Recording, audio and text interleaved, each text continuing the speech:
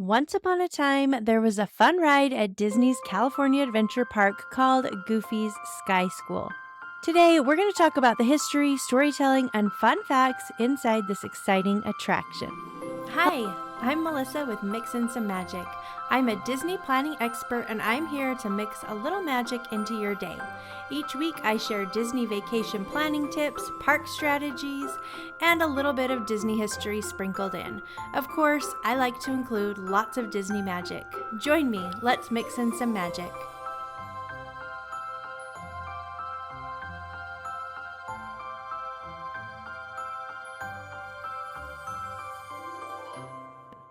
Hello and welcome. How's it going? I hope you're doing well. It's still pretty cold here at my house, but we've had peaks at the warmer weather, which has me excited. My apricot tree is covered in blossoms, which means lots of apricots this summer, but we've had a few really cold days. And I feel kind of guilty saying this, but I'm hoping the bad weather will kill off some of the prospective apricots. If you've been here a while, you know that each summer I basically go to battle against this apricot tree. And some years I win and some years it wins. But it's a huge tree. It's very mature, gives us tons of great shade. So I can't take it out. Plus, we don't even water it and it's doing great. I don't know. It somehow found some underground water, but it also gives us a ton of apricots most year, which are kind of a nightmare for me to deal with. Anyway, I'm not going to get into it right now because I'm sure I'll talk more about it in the summer, but I'm hoping some of the bad weather will kill some of those apricot blossoms. So anyway, the 2024 apricot saga has begun, and I am really hoping for a light year. So keep your fingers crossed for me in that department. Before we get into today's episode, I want to thank my new Patreon members, John and Jen. Welcome, welcome. My Patreon members are the reason I'm still podcasting, so I really appreciate their support.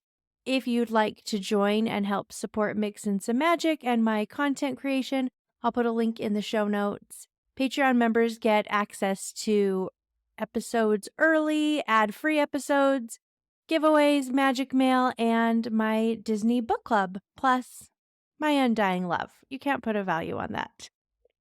I also want to thank everyone who has left a review lately. I appreciate it so much. Reviews are how people find me, so they really make a difference. Now, before we get into today's episode, I want to talk about some Disney news that has come about. We all know that Splash Mountain is closing for retheming and that Tiana's Bayou Adventure is coming soon. There's no reopening date, but Disneyland did just announce that it will be closing down Critter Country to do some retheming. It will close down on May 1st. So here's what it says on the Disney Park blog.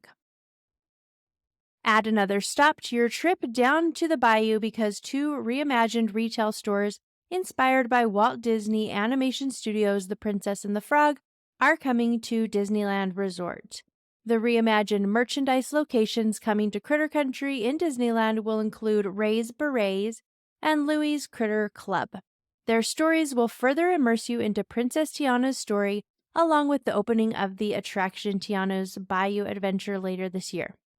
The first location, Ray's Berets, currently the Briar Patch, will be the best place for guests to shop for headwear, apparel, accessories, toys, and more with Firefly Raymond and his Firefly kin in the coziest cabin in Critter Country. You're sure to light up when you see how these bayou bugs have made this home their own. Traveling further into the land, you'll come across Louie's Critter Club, currently the left-hand side of Pooh Corner, where the Friends of Tiana's Bayou Adventure call this local hotspot their home away from home. Louie's Critter Club is the place to go for apparel, accessories, home decor, and more, featuring some of your favorite critters and Princess Tiana. The treat side of Pooh Corner will remain a destination for must-have merchandise from 100 Acre Wood, including beloved sweet treats like Tigger Tails. To make way for these exciting enhancements to the land, Critter Country will temporarily close beginning May 1st, 2024.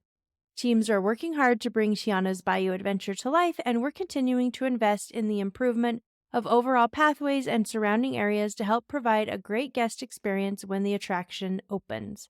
Hungry Bear Restaurant will remain open while the land is refurbished, but the many adventures of Winnie the Pooh will be closed. Currently, no changes are planned for the attraction, and it is expected to reopen with the land. So Winnie the Pooh will be closed for a while, but it will reopen. I've had lots of messages from people who have heard rumors that it was closing forever, probably because there's a lot of sites out there that will post headlines like they'll say, "The Many Adventures of Winnie the Pooh to close indefinitely at Disneyland." They'll post these headlines as clickbait because then you panic and you're like, no, they can't close it forever. Because the people who post titles and captions like this, they know that lots of people assume that indefinitely and forever are the same thing. So they'll get a lot of clicks on their article and make more money on ads that they have on their website because people are panicked thinking that it's closing forever. But indefinitely just means without any limit of time. So indefinitely just means that we don't have a date yet. So if you ever see an article that says something like your favorite attraction is closing indefinitely, it's probably true. It's probably closing for refurbishment, but indefinitely and forever are not the same thing. So there you go. If you were worried for the Winnie the Pooh attraction, it's safe. Let's talk real quick about visiting Disneyland in April. I know a lot of people in my area are gearing up to head to Disneyland for spring break. I've got a full guide to Disneyland in April, and I'll put a link to that in the show notes. But here are some of the events and ride closures that you need to know about for April. All right, the Food and Wine Festival is continuing. It began in March, and it will continue to run through April 22nd. Star Wars nights are happening in April 16th, 18th, 23rd, 25th, and 30th. So Disneyland Park will be closing early on those nights. Redwood Creek Challenge Trail is closed in April. We don't have a reopening date yet. Pirate's Lair on Tom Sawyer Island closes on April 5th and will reopen on April 18th. Incredicoaster closes again. It was just barely down for refurbishment, but they're closing it again on April 8th, reopening it on April 19th, which is actually my birthday. Just gonna slip it in there. Matterhorn Bobsleds is closed off and on during April. Let me tell you the dates. April 15th through the 18th, 22nd through the 25th, and the 29th. We don't have a reopening date in May for it yet, but it'll be closed off and on beginning mid-April. On April 16th, Great Moments with Mr. Lincoln will close. We don't have a reopening date for that yet. Haunted Mansion is still closed. It closed a couple of months ago, so they could redo the queue area, and that is not scheduled to open until fall of 2024. So no Haunted Mansion for the whole month of April. And of course, Splash Mountain is closed for retheming, and it will open late 2024. We don't have an opening date for that yet either. So there you go. Those are things to know if you're visiting Disneyland in April. I am so excited to talk about our episode today. Now, you might have thought that Goofy's Sky School was so simple that it didn't deserve its own Once Upon a Time episode, but you are wrong. There are some great details and fun history associated with this attraction that I'm really excited to talk about. Let's take a quick break before we get into it. Don't go anywhere. You're listening to Mix in Some Magic.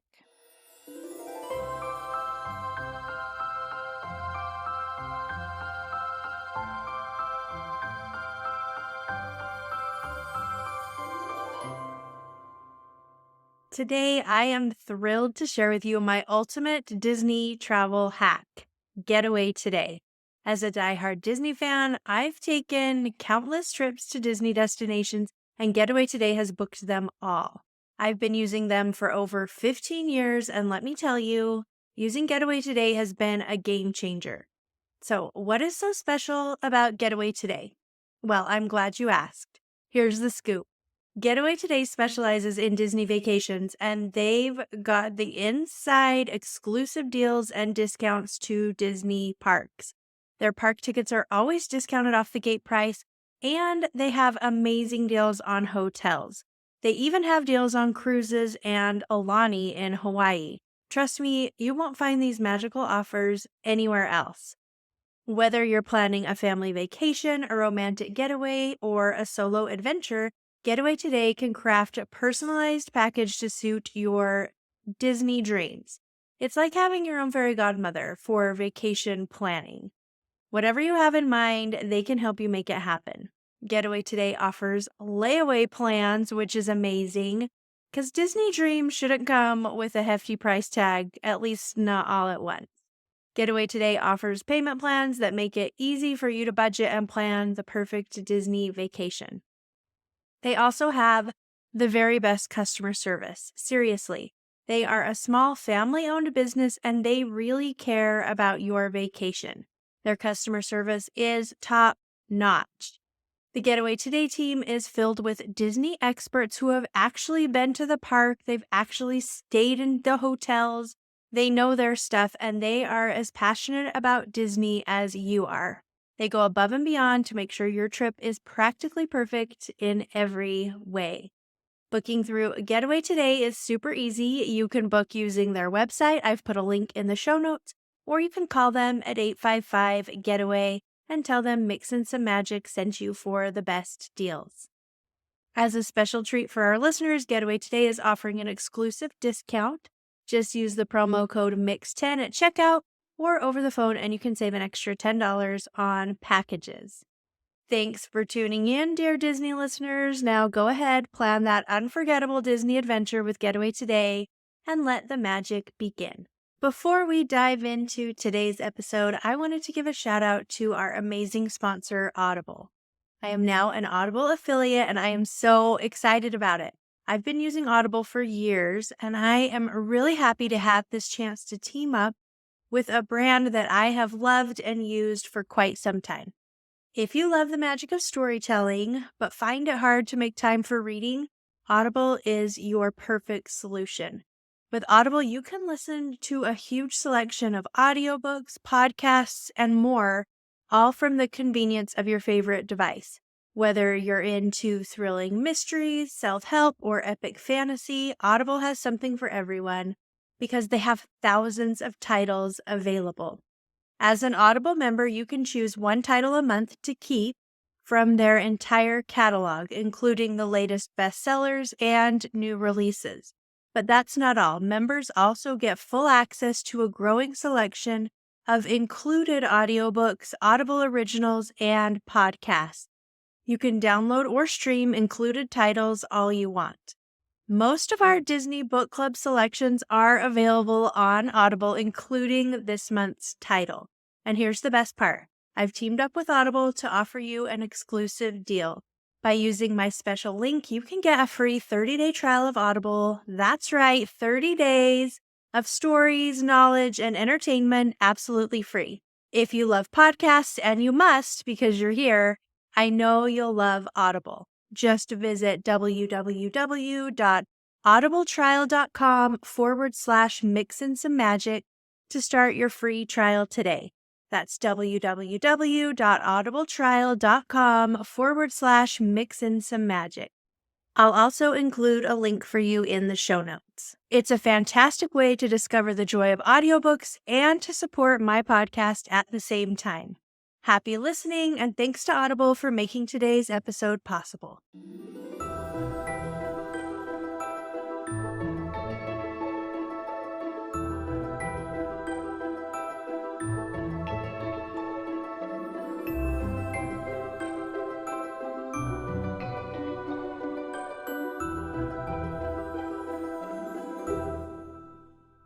Once upon a time, there was an exciting attraction called Goofy's Sky School.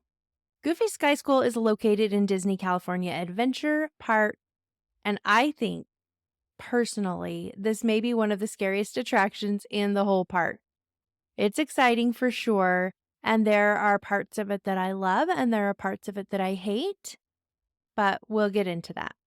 You must be 42 inches to ride this attraction. It does have a single rider line, and it is part of Genie Plus. And I'll talk about some tips about when to ride this attraction for shorter wait times, things like that, at the end of the episode. The track is 12,000 feet long, and the max height is 55 feet tall. The ride maxes out at 27 miles per hour, which is the same speed as the Matterhorn. There are 3 hidden Mickeys on this attraction, 4 if you have a very broad definition of hidden Mickey. The first 2 are in the queue, and the last 2 can be found as you exit the ride, but we'll talk about all of them as we go along. Goofy Sky School is a copy and paste style wild mouse ride, meaning that you can find this exact same ride at a bunch of different theme parks around the world. Although Disney requested a less steep drop when they ordered theirs from the German ride manufacturer, and I'm not sure why. I couldn't find that information. I don't know if it was because if they had a less steep drop, they could have a lower height requirement. That would be my guess, but I really don't know. Goofy Sky School wasn't always Goofy's Sky School. The original ride was called Mulholland Madness and opened on February 8th, 2001 as part of the grand opening of the then new California Adventure Park. The ride was the same back then as it is today, just with different theming. Mulholland Drive is a famous road that winds its way from Hollywood to the Malibu coast. Today, the Mulholland Scenic Parkway and corridor stretches for 55 miles. So the original ride was a tribute to that highway, which is curvy and windy and famous. So they were trying to include lots of things from California because this is California Adventure Park, and that's how Mulholland Madness got its name and theme. The ride was decorated with a cartoony mural that folded in and out and was made to look like a road map. It showed Mulholland Drive and many landmarks along its route. The track even tore through the map at one point, which is kind of cute. The attraction was also decorated by lots of road signs, as you would expect, like stop and caution and things like that. There was a billboard which advertised Mulholland Drive-Thru Donuts that was missing a corner, just like one of the billboards on Goofy Sky School. It was made to look as if a ride vehicle had missed a turn and just crashed right into the billboard and drove straight through it. Some of the ride vehicles were made to look like highway patrol cars, which I thought was kind of cute, but the other ones just looked like cars. Mulholland Madness closed October 12th, 2010 for retheming and opened as Goofy Sky School on July 1st, 2011. Goofy got his own ride because Disney was trying to introduce Disney characters into DCA, because when it first opened, California Adventure Park didn't really feel that Disney-ish. With the retheme, we get to learn to fly the Goofy way. Now, should we be excited or nervous? I'm not sure. The backstory for this attraction is that Goofy had a chicken farm and decided to change it into a flight school. Of course, he went through all the proper channels, and it's totally a licensed, legitimate business, and he's qualified to teach people to fly airplanes, right? Of course. When you are in line, when you're on the ride, watch for all the chicken farm touches throughout the queue and the attraction. I do find it funny that chickens are flightless birds and Goofy's going to teach us to fly. That's funny, right? Maybe, I don't know, maybe it's not so funny when I say it out loud, but I thought it was funny. There's a poster in the queue advertising Goofy Sky School that says, "Learn to fly the Goofy way," and Goofy is holding a book that is titled How to Fly, and he's holding the book upside down. So at this point in the line, we should probably be feeling less confident in our instructor. This ride is a tribute to a short from the 1940s called Goofy's Glider. At first glance, the queue for this attraction doesn't look like there's much going on, but it really does have a lot going on. There's a few bulletin boards hanging up that are filled with advertisements and notices and other pieces of paper that are just really fun to look at. Unfortunately, the way the line works now, you can only get really close to the bulletin board if you're in the lightning lane or the single rider line, and the part of the line where you're walking past the bulletin boards moves really quickly. So it's hard to get a good look at all the things from the boards. And you can still see these things from the regular queue. It's just not as easy as it used to be, because the way they used to work the line, you would stand for quite a while in front of these bulletin boards and really get a chance to look at everything. But today I'm going to tell you about some of my favorite things hanging up on those bulletin boards so you can pick them out quickly when you're walking by. There are 2 hidden Mickeys on the bulletin board. You'll find them peeking out from behind notices and they look like watermarks. So keep your eyes peeled. They are a really cute, fun hidden detail. Let's talk about some of my other favorite things. There's a paper that's upside down that's a notice of appearance issued by Paradise Garden Park Patrol. It's a citation to Goofy for flying upside down all around Paradise Garden Park. The issuing officer of the citation is George Geef, and this name is a throwback to Goofy's 1950s persona. Back then, he was named George Geef, and Goofy was his nickname. It's also funny because the notice is attached to the board upside down, and Goofy is being cited for flying upside down. There's an invoice requesting payment for a damaged billboard, and on the attraction, you will notice several billboards have been damaged. There's a letter from a former student to Goofy. It says, "Dear Teach, now that I have graduated from Goofy Sky School, could you please send a recommendation to Paradise Airlines so that I can get me a pilot's job? Thank you, Len Dinger, recent grad." Then hanging up right next to it, there's a letter from Paradise Airlines that says, "Dear Mr. Goofy, we are in receipt of your letter of recommendation for your student, a Mr. Len Dinger. Please be advised that you mean he landed is hardly a singing endorsement of his flying prowess. A more comprehensive evaluation of his skill would be appreciated before we can offer employment. Thank you, High Flyer President." There's an advertisement pinned up that says, "I fix planes," and the shop is located on Mulholland Highway, which is a throwback to the original ride. There's also a letter on stationery from Bear Brothers Backwood Brewery that says, "Dear Goofy, in response to your recent letters, yes, we're still in business, and if you're looking for cheap fuel for your flying contraption, I reckon me and my brothers can mix you up a batch or two. But be careful, we ain't never tried it in no machines before, and it packs a mighty powerful wallop. Your friend, Big Al." Big Al is from the Country Bear Jamboree, so this is a cute tie-in. And apparently, Goofy and Big Al are friends, and Goofy is trying to fuel his planes with home-brewed alcohol purchased from Big Al. So that's fun. There's an ad for an asphalt service run by Claude Coates, who was a Disney Imagineer. There's a flyer from Babbitt Employment Agency, which is a tribute to Art Babbitt, who developed the character of Goofy. There's a flyer from Mickey Mouse inviting people to attend the premiere of the short The Band Concert from 1935, and this references the Silly Symphony Swings attraction that is based on that short. There's also another notice from Goofy that says, "For sale, cheap, parachute, only used once, never opened." It just makes me laugh. So he used the parachute once, but it never opened, and now he's selling it. I don't know what happened there. But you can look for the parachute he mentions when you're exiting the attraction. There is also a big board that teaches us the essentials of flying. So you're going to want to study that while you're waiting in line, because really that's really the best instruction we're going to get from Goofy is what's on this billboard. So on the board is a diagram of Goofy in an airplane. And here's some of the flying essentials we need to keep in mind for our lesson. Want to fly like a bird? You must have a bird brain. Note, your brain may be larger, in fact, no doubt about it. To ascend, gently pull back on the stick. To descend, push stick forward, close eyes, and scream. Effective braking prevents defective braking. One must never be too chicken to attempt to fly, especially if one is a chicken. Have no fear, landing gear attached here. Is that clear? And there's a little arrow where you're supposed to attach the landing gear.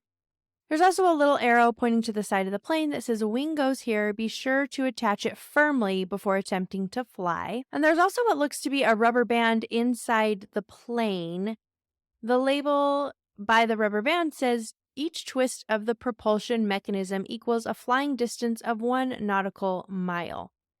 So I guess there's a rubber band inside the planes. That's how they're flying. You got to twist it up before it will fly a nautical mile. Can you fly a nautical mile? Because a nautical mile, isn't that like with ships? and sailing and stuff. Anyway, he spelled nautical Knotical. So maybe that kind of nautical is different than a nautical mile with sailing. Who knows?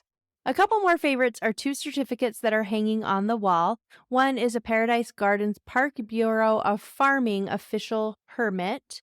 So this is Goofy's permit to run a chicken farm. So on this permit, it says that he is permitted to run a chicken farm, but he has crossed out chicken farm and written flight school in its place. So that seems legit. The other is a framed instructor's license from Fly By Night School. It says issued to Goofy who has successfully completed, and then it gives us three choices. There is all, most, or enough. And next to the box enough has a check mark. So Goofy has completed enough of the requisite courses to become a certified flight instructor, but certified is crossed out. Okay, now that we've talked about some of my favorites in the queue, it's time to get on the ride. As you're boarding, notice the queue flight map. It will show you our flight plan. And also notice that the cast members' control box for the attraction is hidden inside a wooden crate marked fresh eggs, handle with care. Loading onto this ride can be a little tricky. There are 11 planes and each plane can hold 4 people. The planes aren't attached to each other like a roller coaster. They're separate, so each little cart that holds 4 people is independent of the others. And when boarding, they keep the planes moving continuously. So they're kind of on a conveyor belt type thing. It's like getting onto one of the doom buggies on Haunted Mansion, except harder. So you have to climb into the little plane while it's moving, and it can be a little bit tricky. The planes aren't exactly roomy, and plus-size guests might not feel comfortable in the confined space. So keep that in mind. Once you're loaded and on your way, then pay close attention to the billboards that we pass as you're going along. I think I rode this attraction for years before I finally noticed them, and they're really cute, and this is how Goofy is teaching us to fly. He has listed out the lessons on these billboards that we can read as we're going along so that we can learn to fly the Goofy way. The first one says, Lesson 1, How to Take Off. At this point, we start the ride heading up a hill, and this is our takeoff. Lesson 2, How to Fly. This part is pretty short, but leads quickly into the scariest part of the ride, which is Lesson 3, How to Turn. This is the part that makes me rethink riding this attraction every single time. You zip around these really tight corners, and you feel like you're going to go flying off the edge and plummet to your death. It is so scary, and I hate it. I hate every single one of those tight little turns because the way that the ride is made, you feel like you're going over the edge, and the front part of your plane does go over the edge off the tracks. And every time I'm like, this is it. The car's going to break and we're going to go flying off the edge. So scary. But once I'm past that point, then I love the ride. Because immediately after the how to turn lesson, which I hate, is my favorite lesson, lesson 4, how to nosedive. At this point, we go down a couple really fun hills that almost make the scary turns worth it because they are really fun. And that brings us to lesson 5, how to land. In the last lesson, we come in for a landing. Of course, it's not going to go smoothly when you're flying the Goofy way.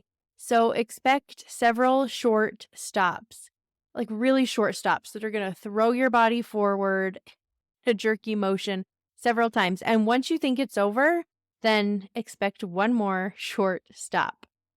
And congratulations, you learned to fly the Goofy way. Way to go.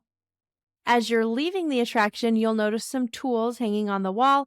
Look closely at the wrench and you'll see a small hidden Mickey.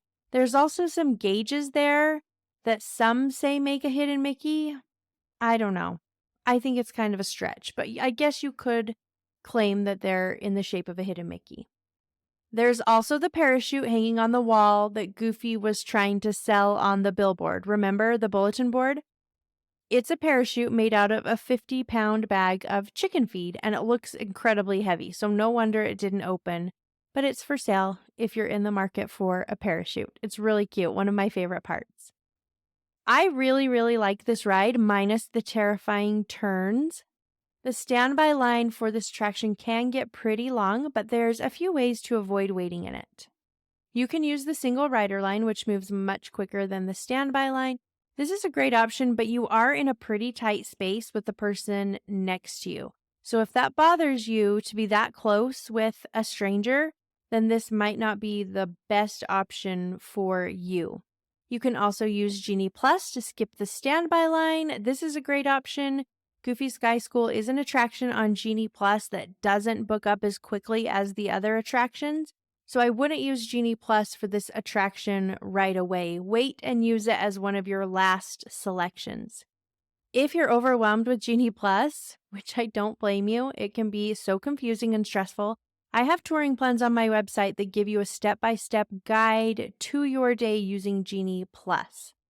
Actually, I have touring plans that don't use Genie Plus too. So if you'd like to have a plan for your day that will help you skip the longest lines, check out the touring plans. I'll put a link in the show notes. Another way you can skip the long lines is to ride first thing in the morning. So you'll be able to walk right on Goofy Sky School if you rope drop it. So when I'm there with my family, we like to make it one of our very first rides of the day because my kids love this attraction. And so we'll go on it once first thing in the day when we walk right on. And then we'll use Genie Plus to ride it again at night because I do think it's one of those attractions that is even better after dark. Well, there you have it. Once Upon a Time Goofy Sky School. I know this was short, but I still felt like there was a lot of fun little storytelling and hidden things that were worth talking about. And so it was worth having its own episode, I think. I hope you enjoyed it. If you have an episode request, I would love to hear about it. Whether it's like an attraction I should do for my next Once Upon a Time, or an idea for any type of episode, I would love to hear about it. You can send me an email at mixinsamemagic@gmail.com, or you can send me a DM over on Instagram. You could send me a DM on Facebook, although I don't check those as frequently. But if you have any suggestions for an episode, I would love to hear about it, especially a Once Upon a Time episode, because they are so fun to make. I love them so much. Thank you so much for being here and spending a little part of your day with me. I appreciate it. You are the best. I will be back next week with something new. Thanks so much for listening. We'll talk soon.